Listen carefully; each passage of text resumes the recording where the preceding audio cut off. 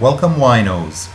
I'm Patrick Ember, the author of Wine Runs Deep, here with my first video blog.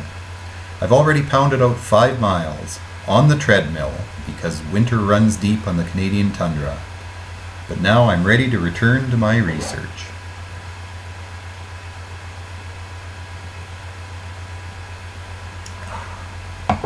Don't judge.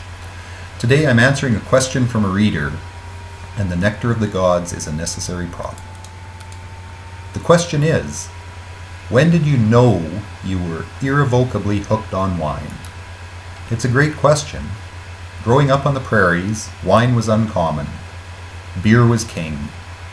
We had Labatt Blue, Molson Canadian, and of course Pilsner to put hair on your chest. But brands like Alta 3.9 and Wildcat were even more common because they were cheap, and so were we. If it wasn't beer we were drinking, it was rye whiskey. Once again, the cheaper the better. The only wine I remember trying in my youth was the cult classic Baby Duck.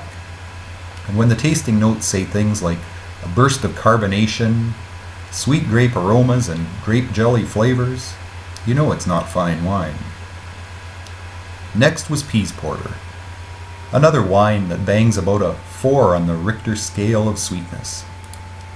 The third memorable wine in my life was another cult classic, Sutter Home's Zinfandel, another sweetie. But this was when it all began. My wife Leanne and I had a favorite restaurant we used to visit in Las Vegas, Pastorimo. We went often and had many memorable nights. Great atmosphere, great food, the best server ever, Leonardo, and of course 2 or 3 bottles of Sutter Home's Zinfandel. It was hardly fine wine, but it was an important part of the ambiance. From there we started expanding our repertoire, moving to drier wines, higher quality wines, and of course wines with a higher price tag. We visited wineries and started the International Sommelier Guild program. We were on a runaway train. So when did I know I was hooked? When first I paid $20 for a bottle? When first I paid $50 for a bottle? Or when first I damn near cried when a bottle ran out? No, it was when I'd have another Canadian tradition. My morning Tim Hortons coffee, and found myself swirling, smelling, and sipping,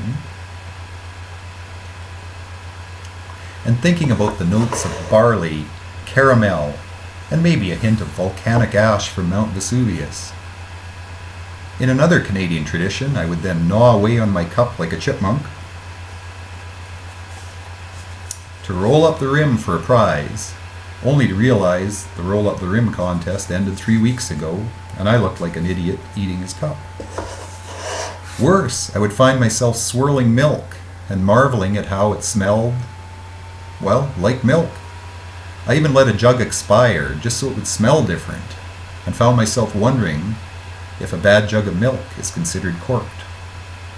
Bottom line, winos, if you ever find yourself swirling your morning orange juice, you too might have it bad for wine.